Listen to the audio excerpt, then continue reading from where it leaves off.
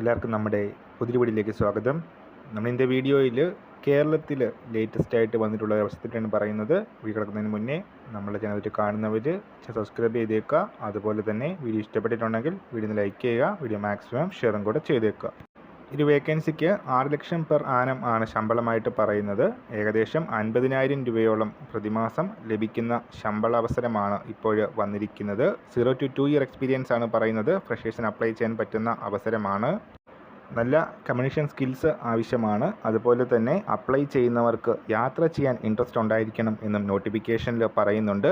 April 10-ാം തീയതി വരെയാണ് ഈ ഒരു അവസരത്തിലേക്ക് അപ്ലൈ ചെയ്യാനുള്ള അവസാന തീയതി വരുന്നത്.